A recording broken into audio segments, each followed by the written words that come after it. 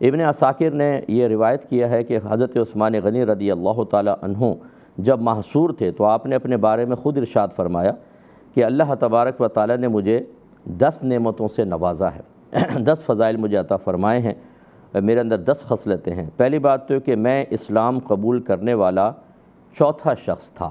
یہ اللہ نے آپ کو بہت بڑی سعادت سے نوازا کہ آپ، جیسے کل بھی اس کا ذکر ہوا تھا کہ آپ اولون سابقون میں تھے، اور اللہ تبارک و تعالی نے آپ کو یہ بڑی نعمت سے نوازا تھا کہ آپ خود بھی پہلے اسلام لائے اور آپ کے ذریعے بے شمار لوگ اسلام لے کر آئے۔ دوسرا یہ کہ نبی کریم صلی اللہ علیہ وسلم نے یک بعد دیگرے اپنی 2 صاحبزادیوں کو میرے عقد میں داخل کیا۔ تیسرا یہ کہ میں کبھی گانے بجانے میں شریک نہیں ہوا۔ چوتھا یہ کہ میں کبھی لہو و لعب میں مشغول نہیں ہوا، کوئی کھیل کود خراب قسم کی چیزیں کبھی بھی نہیں۔ میں نے کبھی کسی برائی اور بدی کی تمنا نہیں کی، یعنی دل میں خواہش تک بیدار نہیں ہوئی۔ نبی کریم صلی اللہ علیہ وسلم سے بیعت کرنے کے بعد میں نے کبھی اپنا سیدھا ہاتھ ستر پر نہیں لگایا، جیسے واش روم میں آدمی استنجا وغیرہ کرتا ہے، کبھی سیدھا ہاتھ آپ فرماتے نہیں لگایا۔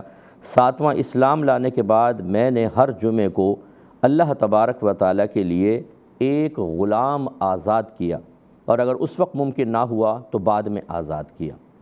8ویں خصلت یہ کہ زمانہ جاہلیت یا عہد اسلام میں کبھی مجھ سے زنا کا ارتکاب نہیں ہوا۔ 9واں یہ کہ عہد جاہلیت اور زمانہ اسلام میں نے کبھی چوری نہیں کی۔ اور 10ویں بات یہ کہ نبی کریم صلی اللہ علیہ وسلم کے زمانے کے مطابق میں نے قرآن شریف کو جمع کیا، یعنی لغت قریش پر۔ تو یہ 10 عظیم خصلتیں آپ کے اندر جمع تھیں جو آپ نے خود تحدیث نعمت کے طور پر ذکر فرمائیں۔ آپ کے مناقب میں یہ بھی بیان کیا جاتا ہے کہ آپ ذو الحجرتین تھے۔ جب اللہ تبارک و تعالی نے مکے سے ہجرت کا حکم دیا تو بعض صحابہ پہلے حبشہ گئے اور حبشہ سے مدینہ شریف تشریف لائے، تو یہ ایک ہجرت حبشہ تک، دوسری ہجرت مدینہ تک، تو ذو حجرتین کہلاتے ہیں۔ حضرت عثمان غنی رضی اللہ تعالی عنہ بھی انہی میں شامل ہیں، اور آپ سے تقریباً تعداد میں کمی بیشی ہو سکتی ہے، جو ہم نے جس ماخذ سے لیا اس کے مطابق 146 احادیث آپ سے مروی ہیں جو آپ نے نبی کریم صلی اللہ علیہ وسلم سے سن کر بیان فرمائیں۔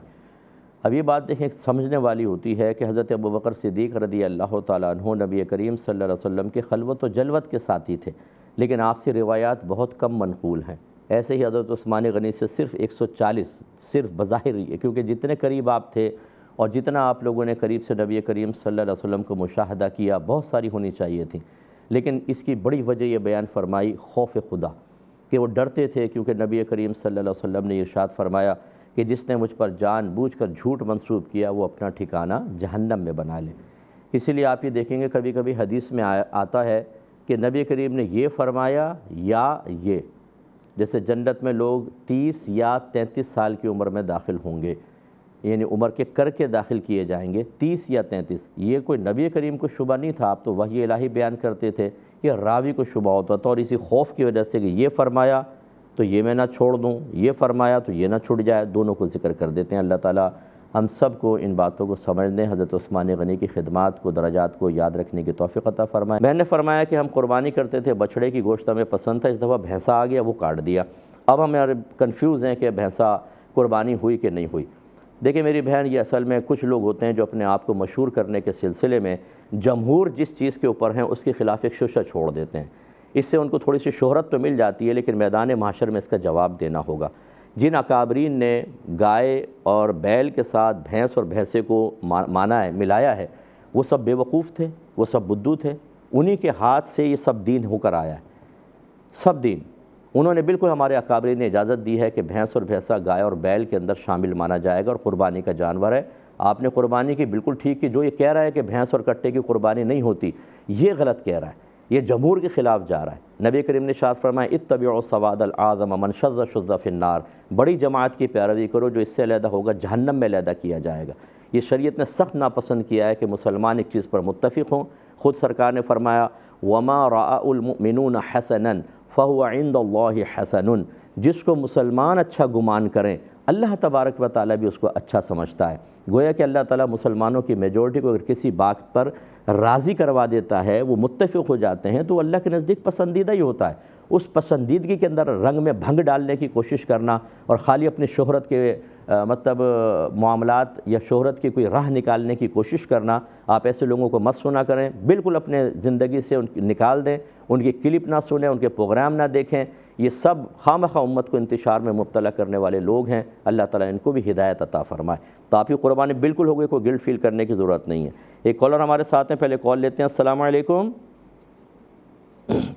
شیلین ڈراپ ہوئی ہے۔ ایک انہوں نے کہا کہ ہم ایک جانور لے آئے، چھوٹا جانور جیسے بکرا وغیرہ، اس کے دانت نہیں نکلے، دانت نہیں تھے۔ دانت نہیں سے مراد یہ کہ وہ دانت گر نہیں گئے تھے، مطلب کھیرا جس کو کہتے ہیں، غالباً جو انہوں نے بتایا کہ اس کے 2 دانت نہیں نکل آئے جو عمر کو ظاہر کرتے ہیں، تو کیا اس کی قربانی ہو گئی یا نہیں ہو گئی؟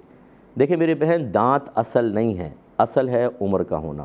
فرض کر لیں میں نے ایک بکرا پالا ہے، میرے گھر میں 1 سال کا ہو گیا، میں نے دیکھا دانت نکلے ہی نہیں اس کے، یعنی بڑے دانت نہیں نکلے، اب یہ تو کنفرم ہے کہ 1 سال کا ہے، بالکل طیب قربانی ہے، کوئی مسئلہ ہی نہیں ہے۔ تو اگر بکرا واقعی 1 سال کا ہے، آپ کو اعتماد ہے، یا جس قصائی وغیرہ نے یا جس بھی منڈی سے آپ نے خریدا آپ کو اعتماد ہے اس شخص کے اوپر، تو چاہے بڑے دانت نہ نکلے ہوں، اس کی قربانی بالکل جائز ہے، 1 سال کا بس ہونا چاہیے۔ ہاں یہ ضرور ہے کہ چونکہ آج کل دھوکہ دہی بہت زیادہ ہے، اس لیے لوگ اطمینان کرنے کے لیے دانت چیک کر لیتے ہیں تاکہ بالکل کنفرم ہو جائے کہ بھی اس عمر میں ہی دانت نکلتے ہیں 1 سال کے بعد، تو ٹھیک ہے پھر۔ تو یہ اطمینان قلب ایک الگ چیز ہے کہ اگر سامنے والا قابل اعتماد نہیں ہے، آپ کو دیکھ کر اندازہ کرنے کا شعور اور مہارت حاصل نہیں ہے، تو پھر آپ رہنے دیں، پھر دانت والا ہی لے لیں۔ لیکن اگر آپ کو کسی بھی طریقے سے اعتماد ہے، جیسے بکرے کی قد کاٹھی بتا دیتی ہے کہ وہ 1 سال کا ہو چکا ہے، تو چاہے کھیرا ہو، بڑے دانت نہ نکلے ہوں، آپ کی قربانی بالکل صحیح ہوگی۔ بسم اللہ الرحمن الرحیم۔ یہ کسی نے پوچھا تھا کہ کسی نے کہا ہے کہ جنت البقیع دنیا کا واحد قبرستان ہے جہاں عذاب الہی نازل نہیں ہوتا بلکہ صرف رحمتوں کا نزول ہوتا ہے، اور یہاں دفن شدہ ہر شخص بخشا جائے گا، کیونکہ ایمان کی حالت میں مدینے میں موت آنا بھی بخشش کی علامت ہے۔ کیا یہ بات صحیح ہے؟ دیکھیں یہ دعویٰ مطلب خود ساختہ ایک دعویٰ ہے۔ ایک ہوتا ہے حسن ظن قائم کرنا، اور ایک ہے کہ حقیقت حال۔ حقیقت حال تو یہ ہے کہ جنت البقیع کے اندر نبی کریم صلی اللہ علیہ وسلم کے زمانہ اقدس کے منافقین بھی دفن کیے گئے ہیں، اور وہ منافق تھے جو منافقین اعتقادیہ تھے، کہ جو نبی کریم کو دل سے نبی تسلیم نہیں کرتے تھے، اور وہ مطلب صرف ظاہری طور پہ کلمہ پڑھتے تھے، تو کیا ان کے اوپر رحمتیں نازل ہوں گی؟ لازم بات ہے کہ ان کو تو عذابات قبر ہوں گے۔ تو اس لیے یہ کہنا کہ جنت البقیع میں جو بھی مدفون ہوگا اس پہ عذاب الہی نازل نہیں ہوگا، وہ کیوں؟ دوسری بات ہے کہ کیوں نہیں ہوگا؟ اگر وہ کہتے ہیں کہ اس میں صحابہ کرام مدفون ہیں، تو پھر اس کی تخصیص کیا جنت المعلی کے بارے میں آپ نے کیوں نہیں کہا کہ مکہ کے اندر جو جنت المعلی ہے اس میں بی بی خدیجہ الکبریٰ رضی اللہ تعالی عنہا جو سب امت کی والدہ ہیں وہ مدفون ہیں، تو وہاں پر پھر یہ حکم کیوں نہیں لگایا آپ نے؟ واحد اس کو کیوں کہا؟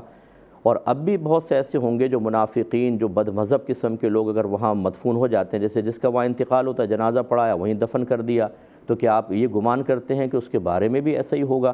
تو اس لیے اس قسم کے یہ حسن ظن تو ہے آپ کا کہ بھئی وہ مبارک قبرستان ہے، لیکن جو شخص بد اعتقادی میں مبتلا ہے یا بالکل ہی مرتد ہو گیا یا دیگر معاملات، اس کے لیے وہاں کیوں عذاب قبر نہیں ہوگا، یہ مسئلہ ہے۔ ہاں بعض اہل کشف پر یہ ظاہر ہوا کہ انہوں نے دیکھا کہ اگر وہاں کوئی منافق وغیرہ دفنا دیا گیا تو اس کی قبر کو منتقل کر دیا جاتا ہے کہیں اور، لیکن یہ اہل کشف کا کشف ہے جو شرعی طور پر حجت نہیں ہوتا۔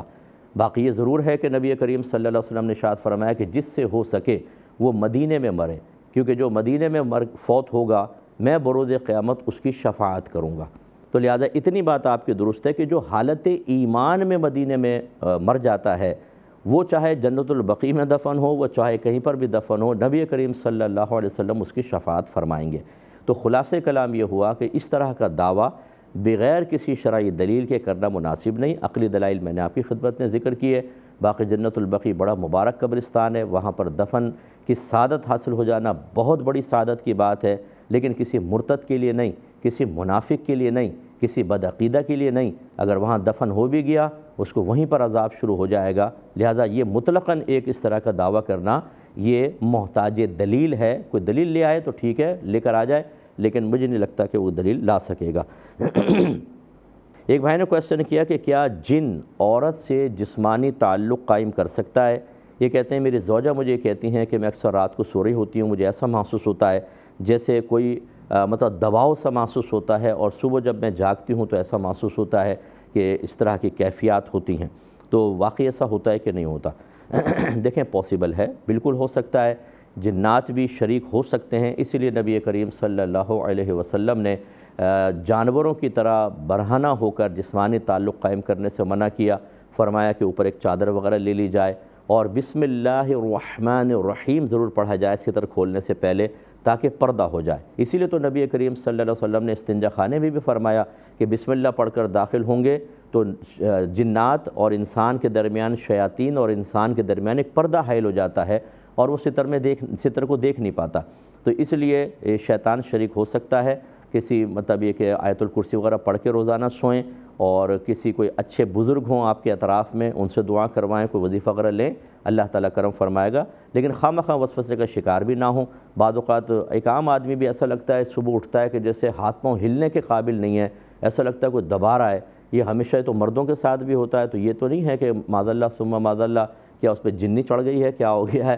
تو اس قسم کے وسوسوں کا بھی شکار نہ ہو۔ لیکن جب پے در پہ اس طرح کے معاملات ہوں اور عورتیں بہرحال اپنے معاملات کو بہتر سمجھتی ہیں، تو پھر یہ کہ اس طرح کی کوئی کارروائی کرنا، کوئی ایسا مثبت طریقہ اختیار کرنا کہ شیطانی طاقتیں دور ہوں، یہ اس طرح کے جنات طاقتوں سے مراد جنات